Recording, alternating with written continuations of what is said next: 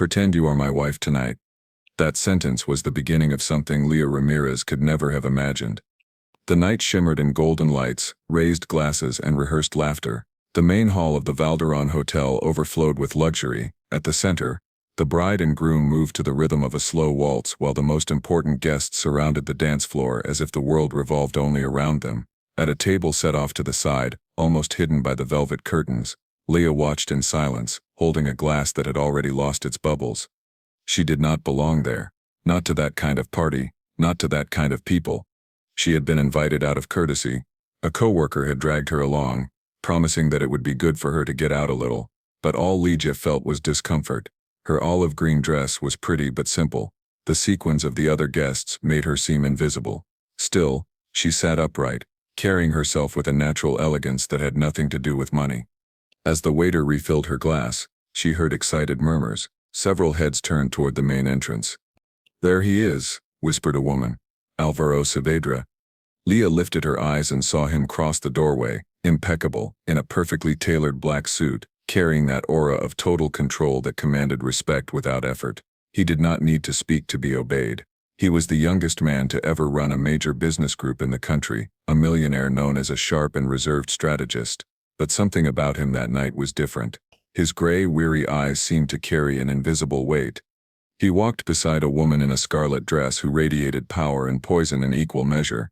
Lia recognized her immediately. Vera Montfort, an investor infamous for dismantling entire companies when she didn't get what she wanted. Lia had seen her on the news, smiling while signing mergers others called hostile. Álvaro spoke to her with restrained politeness. It showed in the stiffness of his shoulders, in the way he looked away from time to time, searching perhaps for air. It was in one of those glances that his eyes met Lia's. It wasn't a simple look. It was a moment suspended in air, a silent contact neither expected. Lia felt a strange jolt, as if the air itself had changed. He held her gaze for barely a second before looking away, but it was enough to quicken her pulse. Later, as the music grew louder and the guests began to dance, Lia thought about leaving. She knew almost no one, and the loneliness disguised as glamour was exhausting. She stood up, quietly looking for her purse when a deep voice sounded behind her. "May I sit?" She turned, startled. Álvaro Saavedra was there, less than a meter away, a glass in his hand and a faint smile on his lips. Lia blinked, unsure. "Of course," she murmured, letting him take a seat. "Thank you," he said with genuine courtesy. He looked toward the dance floor for a moment before focusing on her again. "I know this may sound strange, but I need to ask you a favor." Lia raised an eyebrow. "A favor?" "Yes." He set his glass down on the table between them. "You see that woman over there?" He nodded slightly toward Vera Montfort. "She's trying to convince my partners that I'm unstable, that I have no personal balance. In my world, a rumor can cost millions.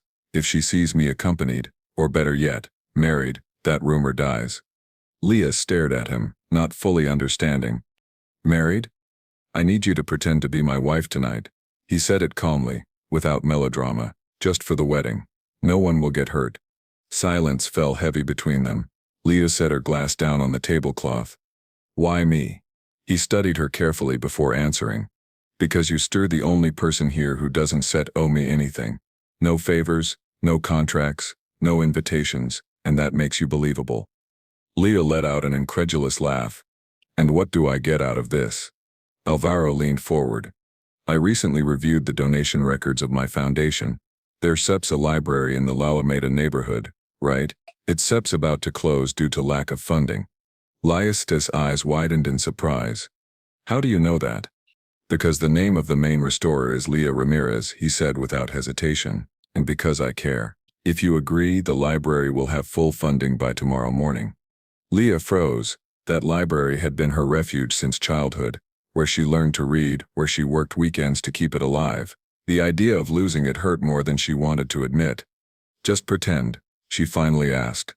"Just pretend," he confirmed with quiet conviction. Lia lowered her gaze. It was madness. Every instinct screamed to refuse, but the promise of saving that place weighed more than her fear. "All right," she whispered, "just for tonight." A faint smile appeared on Álvaro's face, as if her answer had relieved him more than he dared show. "Thank you, Lia. I promise tomorrow everything will go back to normal." He stood and offered her his arm. Lia hesitated, then took it. His touch was firm, warm, surprisingly human. As they approached the center of the hall, heads began to turn. Murmurs spread. Álvaro greeted people naturally, introducing her with a steady voice.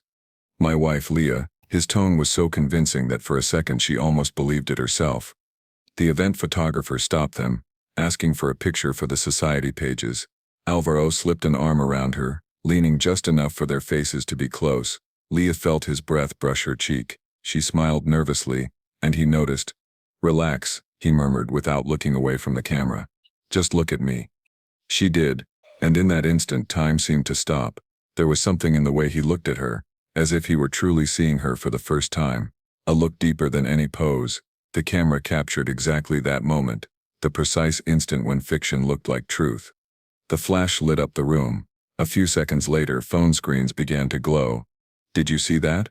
whispered a guest. Álvaro Saavedra didn't come alone. Lia returned to her seat on trembling legs. She opened her phone to distract herself and gasped. The photo was already spreading online, accompanied by a sensational headline. "Business magnate Álvaro Saavedra appears at the wedding of the year with his mysterious wife." Álvaro came up behind her, calm amid the storm brewing on the internet. "Looks like the game just started," he said quietly. Lia looked up at him. In her eyes there was no fear, only a spark she couldn't name. That night, beneath the lights and the whispers, the act had begun. And though she didn't know it yet, nothing would ever be the same again. The lights in the ballroom had grown dimmer, and the orchestra shifted to softer melodies. The news had already spread through every corner. The millionaire Álvaro Saavedra appeared with his secret wife. The word wife echoed with fascination and doubt among the guests. Lia felt it in the curious glances that followed her wherever she went. Álvaro, however, kept the composure of a man accustomed to being under scrutiny. "Looks like there's no turning back," she murmured as the waiter poured champagne. "There never was," he replied with a half-smile. "Relax, you stirred doing perfectly." That calm in his voice disarmed her. Lia was used to arrogant bosses, men who needed to assert authority. Álvaro wasn't like them. His kind of power was quieter, almost natural. The orchestra announced the next dance, and the hostess invited the couples to the floor. Álvaro extended his hand. "Our turn to keep pretending, Mrs. Saavedra." "Don't get used to calling me that," Lia replied, though she couldn't help smiling. They danced. He led smoothly, avoiding unnecessary closeness, yet each movement drew them slightly nearer. Lia could feel the scent of his suit, the warmth of his hand. Pretending was becoming harder than she had expected. "You don't seem like a man who enjoys parties," she said, breaking the silence. "I don't," he answered, keeping his gaze on her. "But tonight I have a reason to stay." Lia looked away, pretending not to catch the double meaning. Her heart was beating too fast. The dance floor spun around them, whispers growing, and for a moment the act felt real. After the dance came the toast. Álvaro raised his glass beside the newlyweds and spoke elegant, measured words, touched with irony that drew laughter. Lia watched him from the table, admiring how effortlessly he moved among powerful people without losing composure. A woman approached just as he finished. Red dress, sharp smile, soft voice laced with venom. "Vera Montfort." "So you stare the famous Lia Saavedra," she said sweetly. "What a surprise, Álvaro. I thought your marriage was a secret even from your partners." Álvaro didn't flinch. "Some things are better kept away from boardrooms." Vera smiled, though her eyes gleamed with calculation. "Of course, but secrets always find the light eventually." She gave Leslie a look of appraisal, like someone inspecting a fake gem. "Delighted to meet you, dear. I expect to see you at the investment gala next month." When she walked away, Lia exhaled. "She doesn't seem easy to deal with." "She isn't set," Álvaro replied. "Hija." "That's exactly why I needed this act." As they spoke, his phone buzzed with notifications. The photo from less than an hour earlier was already trending. Headlines, comments, speculation. Some called them the couple of the year. Others insisted it was a secret marriage of convenience. Social media was a minefield. "This got out of control," Lia sighed. "I expected it," Álvaro said, "but I can handle it." Neither of them expected what came next. A journalist from the financial press approached, recorder in hand. "Mr. Saavedra," he interrupted boldly, "is it true you hid your marriage to protect your interests in the merger with Montfort Capital?" Álvaro didn't have time to answer. Lia stepped forward, voice calm but firm. Hide it? Not at all. We simply didn't want to turn our private life into a publicity campaign. Sure you understand. Some loves don't need headlines. The reporter blinked, caught off guard by her poise. Álvaro watched her with admiration. The man apologized and walked away. That was brilliant, he murmured. Instinct, she said, shrugging. I learned to improvise when clients complain about impossible budgets. They both laughed, and for a brief moment, the tension vanished. The act was starting to feel comfortable, too comfortable. A few minutes later, as they stepped into the garden for some air, a familiar voice broke the calm. Lia Ramírez. I don't believe it. It was Martin, her ex-boyfriend, the one who had disappeared when the library lost funding, the one who accused her of dreaming too high. He wore an expensive suit and held the arm of a blonde woman who couldn't stop staring at Álvaro. So now you come to weddings with millionaires, Martin said mockingly. Guess your taste improved. Lia clenched her jaw. Álvaro stepped forward, elegant and unruffled. She doesn't need to improve anything, but thanks for the compliment, he said firmly. And in case you didn't know, I'm her husband. Martin's face tightened. Oh right, the mysterious Álvaro Saavedra. I saw the photo. I suppose love can be a profitable business too. Lia was about to respond, but Álvaro didn't give her the chance. The only business I care about is seeing my wife happy. Have a good evening. When her ex finally walked away, Lia stood silent. You didn't have to do that, she murmured. Yes, I did, he replied. Pretending only works if we both play our parts. There was a pause. The air smelled of jasmine and distant rain. Then let's keep pretending, she said with a restrained smile. Let's keep pretending, he echoed, though his tone sounded more like a promise than an agreement. They went back inside. Amid glasses and chatter, Álvaro began to reveal a side of himself few knew. Almost without realizing it, he told her that his mother had been a librarian before she passed, and that was why he secretly donated to archives, museums, and reading centers. Lia listened carefully, without interrupting. In that moment, she realized that behind the businessman was a man with a much more human heart. By 2 a.m, the party was winding down.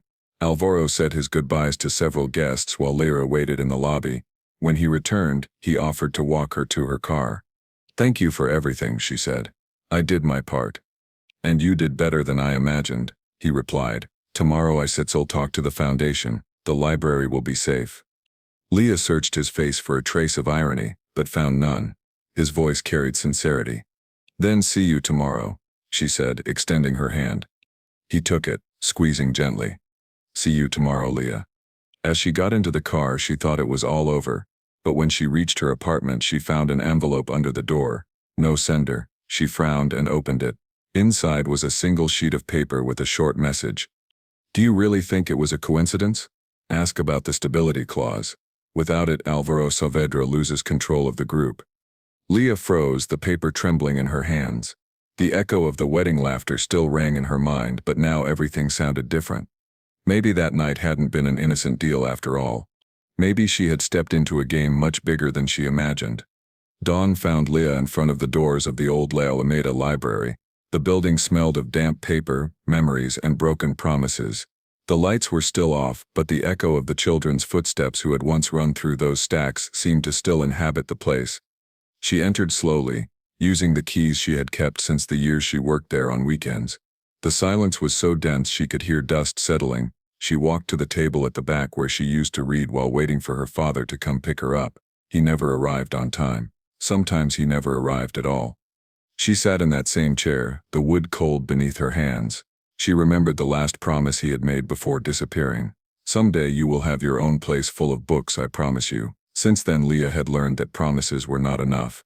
That discipline was the only way to hold together what others abandoned. That was why she worked without rest. Why she avoided depending on anyone. Now, however, everything she had built seemed to wobble. The anonymous note would not stop turning in her head. A stability and marriage clause. Was that really what had motivated Álvaro's proposal? Had it been only a calculated move to preserve his company? The sound of the doorbell interrupted her thoughts. A messenger waited at the door with a sealed envelope. Inside, a note on Grupo Saavedra letterhead read, "Private meeting this afternoon. Álvaro Saavedra." The group's building was the opposite of the library. glass, steel, and a cold air that imposed distance. Álvaro waited for her in his office by a wall crowded with old paintings. He wore no jacket, only a white shirt with the sleeves rolled up. "Thank you for coming," he said in a low voice. "I know you are confused." "Confused? No," Lia replied. "I just want to understand." He nodded, moved to the window, and rested his hands on the frame. The city spread below like a board he had to control. "When my father died, my family left me more than a company," he began. "In our story, everything is decided with papers, signatures, and silence. My mother was the exception. She founded the group's cultural line, the one that funds libraries, archives, and scholarships. But when she died, her legacy was at risk. My uncles wanted to close that division and keep only what was profitable." Lia listened in silence. There was something vulnerable in his tone, a crack in the perfection of the businessman. "The board imposed conditions on me," he continued. "If my personal reputation suffers a scandal, I lose control of the portion my mother left me. I do not have to marry now, but I must demonstrate stability. The clause exists." Lia took a step back. So there really was something behind all this. Álvaro turned to her. "I did not tell you because I did not want to manipulate you. I needed your help, but I also wanted you to trust of your own free will." She looked at him incredulously. "And how am I supposed to trust when everything looks like a strategy?" "Because not everything is," he replied firmly. "If it were just a move, I would not have exposed my name alongside yours." Before Lia could answer, someone knocked at the door. A man in a dark suit entered with confident steps. His gaze examined her from head to toe without disguise. "Sorry to interrupt," he said. "Bruno Villalobos, group lawyer." Álvaro introduced him briefly. Bruno was his legal counsel and one of the few who knew the clause details. "I just came to warn you, Miss Ramírez," the lawyer said in a polite but cutting tone. "This is delicate. Any personal connection to Mr. Saavedra may be interpreted as a conflict of interest. My recommendation is that you stay on the sidelines." Blood rushed to Lia's face. "I do not need your recommendation, and for your information, I did not ask to be here." Bruno raised an eyebrow but did not reply. "I say it for your own good. The press already has the photo and some shareholders are asking about you." Álvaro intervened with a gesture. "Bruno, that will be all." The lawyer nodded and left. The door closed with a dry sound. The silence that followed was thick. Lia breathed deeply. "See, even your own men think you used me." "They do not understand," said Álvaro, stepping closer. "They do not understand that this is not just a charade." "Then explain to me what it is. Because from where I stand it looks exactly like that. A convenient lie." Their eyes met. Neither gave ground. "You have no idea what is at stake," he finally said in a tense calm. "Montfort does not only want a merger, she wants to destroy my mother's legacy. If she wins, everything my mother built will disappear: scholarships, libraries, even yours." Lia felt a knot in her throat. "So this was always about her?" "Yes," he admitted, "but also for me. And now for you." The words hung between them. Lia looked away. The intensity in his eyes disarmed her, and she could not afford to falter. "I do not know if I can keep pretending," she said at last. "All this overwhelms me." Álvaro took one more step, close enough that his voice sounded almost like a whisper. "I am not asking you to pretend, I am asking you to resist." Lia was about to answer when the phone interrupted the moment. Álvaro answered, frowning. "What?" His expression changed to concern. "Send it to me now."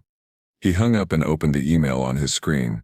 A confidential document sat in the inbox. Lia moved closer. It was a leaked contract stamped Montfort Capital. At the top read, "Proposal for an extraordinary vote, General Council of Grupo Saavedra." "What does that mean?" Lia asked. Álvaro frowned. "It means Vera is moving her pieces. If she manages to call that vote, she could remove me." He scrolled to the end of the document. A section was highlighted in red: basis of the process, media evidence affecting the personal stability of the chief executive. Lia froze. "Media evidence? Are they talking about the photo?" He nodded. "They are using it as proof. They argue I had a secret relationship to manipulate shareholders." Lia took a step back. "So this whole thing was a mistake?" "No," said Álvaro with determination. "It was a move she did not expect, but now we must guard every step. If they prove an ethical breach, I will lose control of the company." She looked at him with a mixture of anger and sadness. "And me, where do I fit into all this?" "You are the only reason I still have a chance," he answered without hesitation. "But I understand if you want to step away." Lia did not reply. The image of the library, the memory of her father, and broken promises spun in her mind. She did not want to trust someone who might abandon her halfway. Álvaro took a step toward her, but Lia was already heading for the door. "I need to think," she said without turning. When she left, he stood watching the city's reflection in the glass. For the first time in years, he had no clear strategy. He only knew that the woman who had just walked away was his only truth in the middle of a war that had already begun. Outside, far from the building, Vera Montfort smiled as she reviewed the same document on her tablet. "One more scandal," she told her assistant. "I only need one more scandal, and the Saavedra empire will be mine." Over the next few days, Lia tried to keep her distance from the Saavedra building, but the news refused to leave her alone. Social media kept repeating the same story. The photo, the secret wife, the rumors of favoritism, yet something inside her refused to give up. That mix of pride and justice that had sustained her all her life began to awaken again. One afternoon, while reviewing the leaked document on her laptop, something caught her attention. The letters in the header looked slightly different from those in the body of the text. It wasn't an obvious difference, but Lia knew those subtleties. She had spent years restoring old manuscripts, trained to notice tiny variations that revealed forgeries. She zoomed in, compared the strokes, and realized the typefaces didn't match, the line spacing either. It was a fake. She took a deep breath. If she could prove it, Álvaro would have real evidence that Vera had tampered with the council's records. She hesitated a few seconds, then finally dialed his number. He answered on the first ring. "Lia." His voice was restrained, as if he didn't know whether to be relieved or worried. "I found something in the document. I need you to listen." That same night they met in his office. Álvaro greeted her with his usual serious expression, but his eyes showed a mix of exhaustion and relief. "I thought I'd never see you again," he said, offering her a seat. "Neither did I," she replied, "but I found a forgery in the contract." She showed him the screenshots on her computer, pointing at every detail. "Look at these differences in the letters. Here they used a different font, and this spacing was modified. Also, the signatures have digital shadows. Someone altered the original file." Álvaro leaned closer, studying carefully. "Are you sure?" "Completely. Not everyone would catch this." He smiled for the first time in days. "Then we have a way to fight back." They fell silent for a few seconds. The tension that had separated them seemed to fade. "Thank you for trusting me," she said finally. "Das is not trust," he replied. "It is respect." They spent the next hours preparing a presentation for the board. Lia explained each piece of evidence clearly. Álvaro listened, took notes, and asked her to repeat key details. When they finally noticed the time, it was midnight, and neither had eaten. "I shall order dinner," he said. "No need, I can go," she replied, but her stomach betrayed her with a quiet growl. He smiled. "I shall take that as a yes." They ate pizza on the floor, surrounded by folders and glowing screens. The scene felt strangely intimate. Between laughs, Lia found herself telling stories from her childhood in the library, how she had learned to read before the age of 5, and how her father, despite his broken promises, had taught her the value of the written word. Álvaro listened silently, his gaze softer, more human. When she asked about his mother, his tone changed. "She was the only one who didn't treat me like a project," he confessed. "She taught me that power only matters if it helps someone else. When she died, everything became contracts and numbers. I didn't know how to be anything else." Lia noticed the tremor in his voice. It wasn't weakness. It was truth. "It's not too late to get that back," she said. He looked at her, and for a moment it seemed he wanted to say something more but held back. The silence grew heavy, full of something neither dared to name. Lia felt the urge to move closer, to erase the distance between them, but she stopped herself. It wasn't the time. There was something more urgent than desire. "Tomorrow we'll have to face them," she said, breaking the spell. "And we shall do it together," Álvaro replied.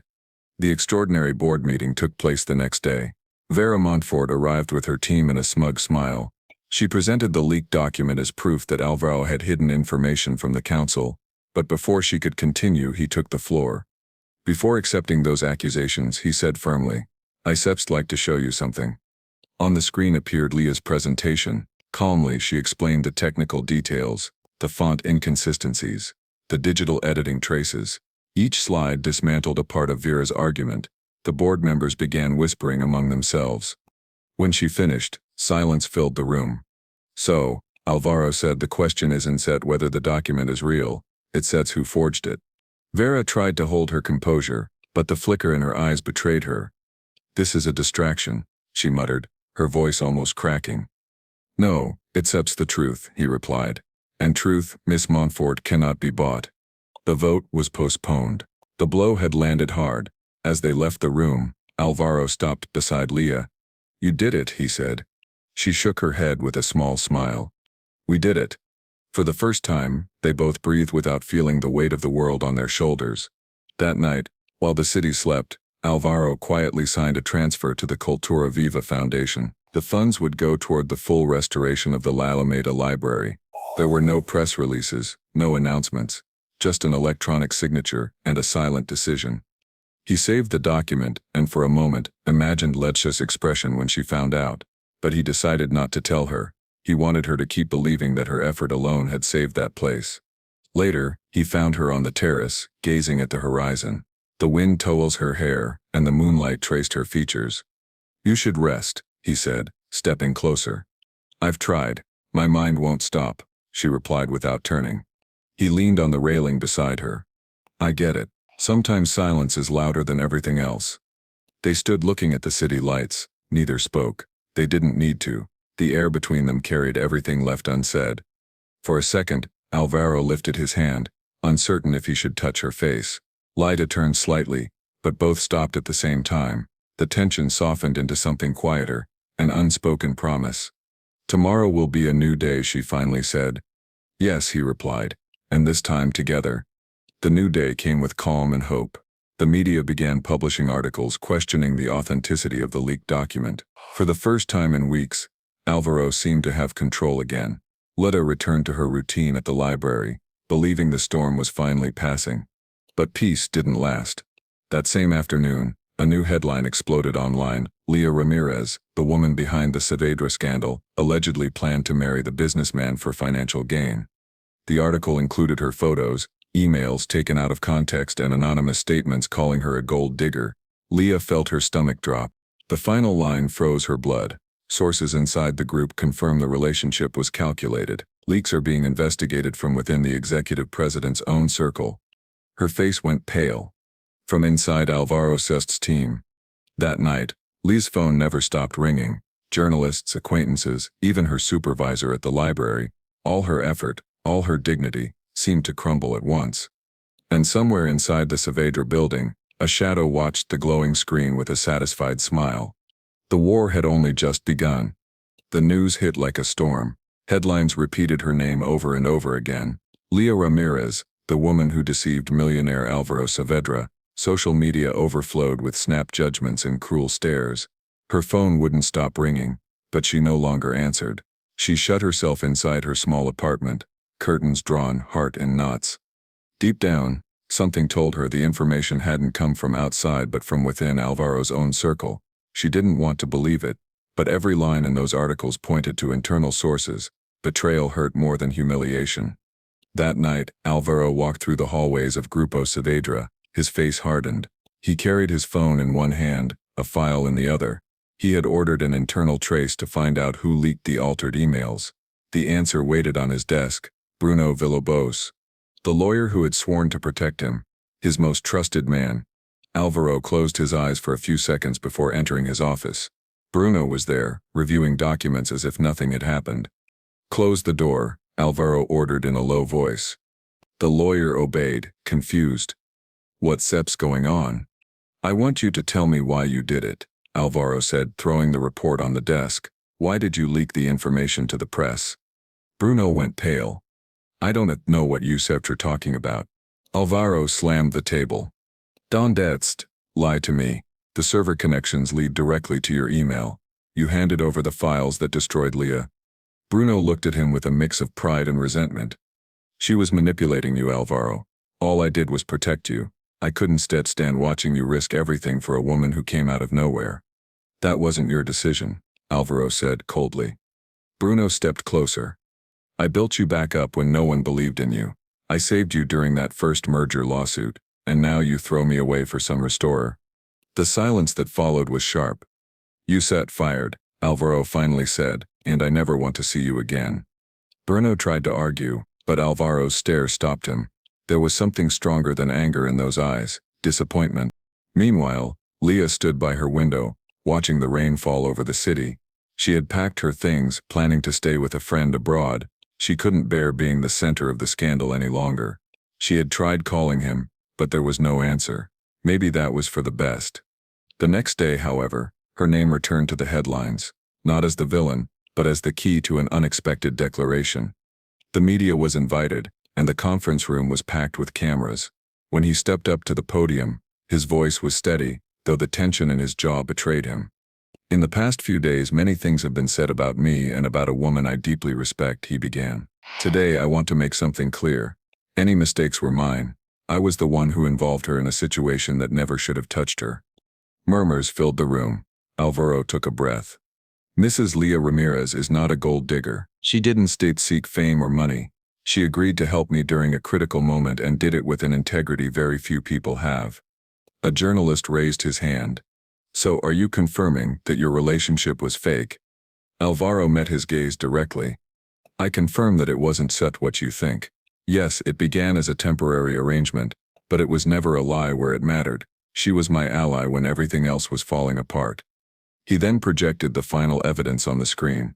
The server logs, showing document manipulation and Bruno Villalobos's direct involvement. The proof was irrefutable.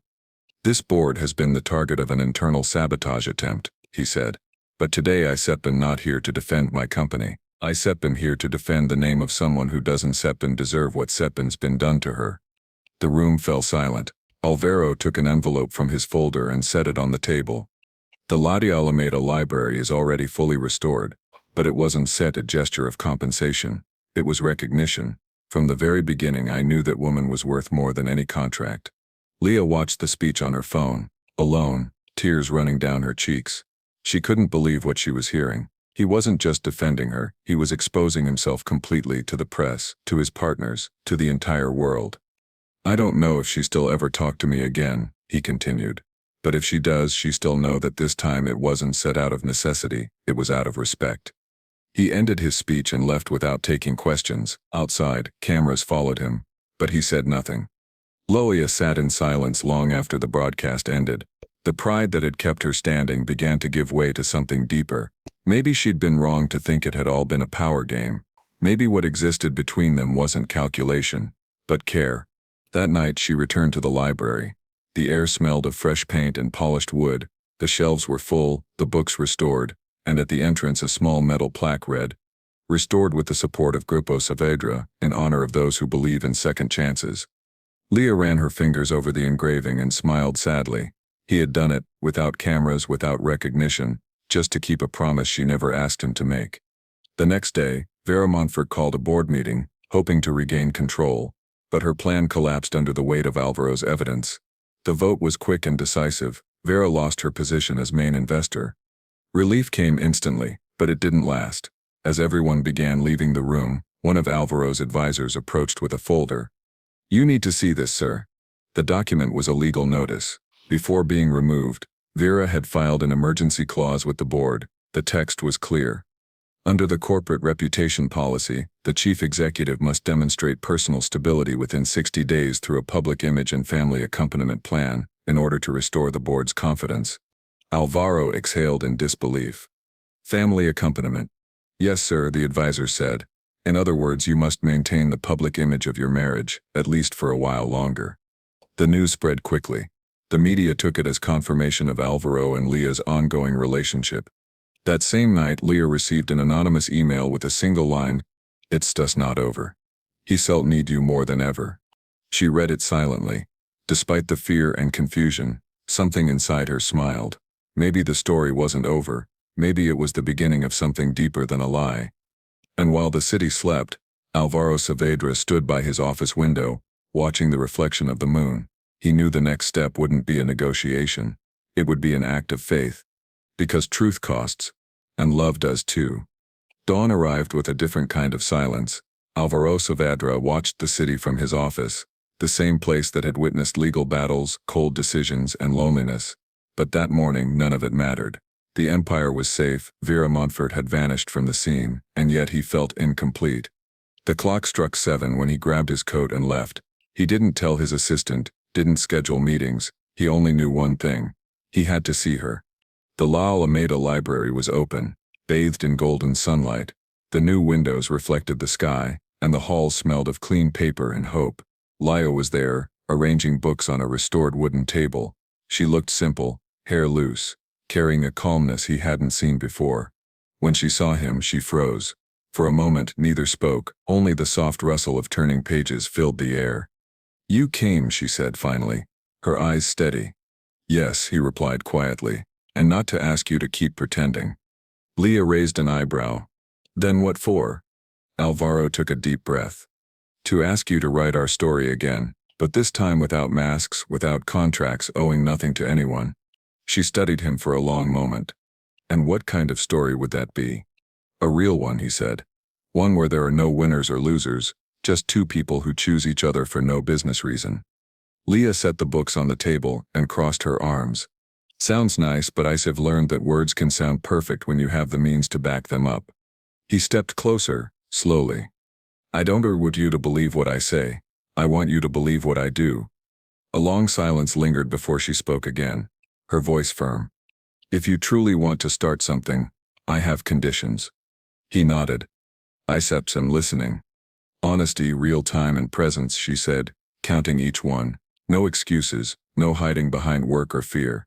If you stay, it seps to be here, not to run things from afar." Álvaro smiled faintly. "I accept.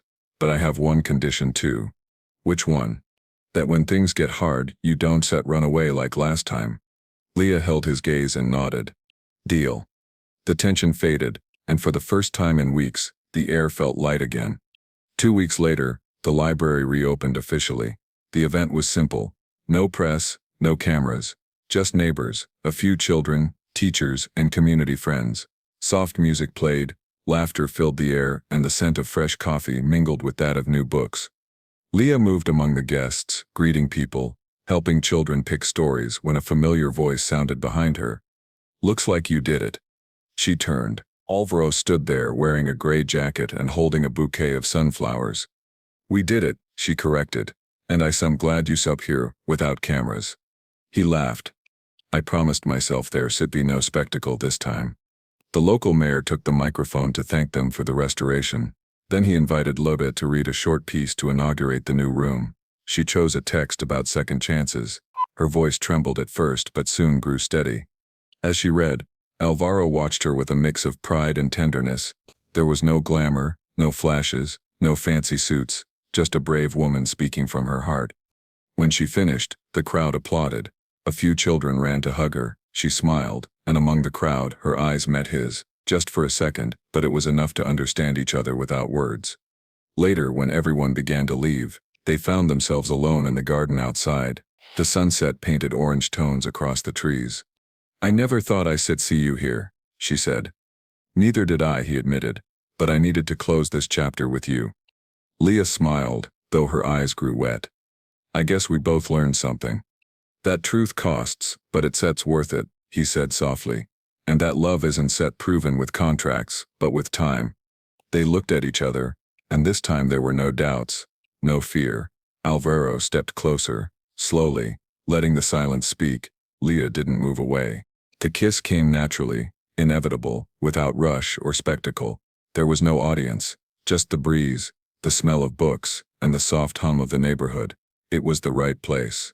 When they parted, he rested his forehead against hers. "This time there are no clauses, Lia, just you and me." She closed her eyes and smiled. "Then we're finally starting for real." That night, the library stood empty. On one of the tables, Lia had left an open notebook with the provisional title, "Pretend You're My Wife." Álvaro leaned in to read it. "Nice title," he said. "Yes," she replied. "But now I want to change it." "To what?" "To when pretending stopped being a lie." He nodded, knowing it was the perfect ending. They stepped outside together. The city felt calmer, less hostile. For the first time they weren't a scandal, a viral story or a financial rumor. They were just two people who had survived the noise. In the days that followed, Grupo Saavedra released an official statement closing the case for good and announcing a new line of cultural projects led by Lia. No one spoke of the charade anymore, and the public moved on as quickly as always. But for them, that silence was the best ending possible. Álvaro and Lia's story wasn't perfect, but it was real. He learned that power without purpose means nothing. She learned that love doesn't always mean losing yourself. Sometimes it means finding yourself again, with someone who chooses to stay when things get complicated. In a world ruled by appearances, there's something deeply human about choosing the truth. Álvaro and Lia understood that real love doesn't need cameras or grand promises, only honesty and the courage to stay. Pretending may be easy, but loving with your soul will always be the bravest act. And now, it's such your turn. If this story made you feel something, let me know in the comments. Which part moved you the most, their first meeting at the wedding or their reunion at the library? From 1 to 10, how much did this story draw you in? And if you made it this far, write the word truth in the comments, so I'll know you're one of those who still believe that authentic love exists. Subscribe for more stories like this, where the heart always has the final word.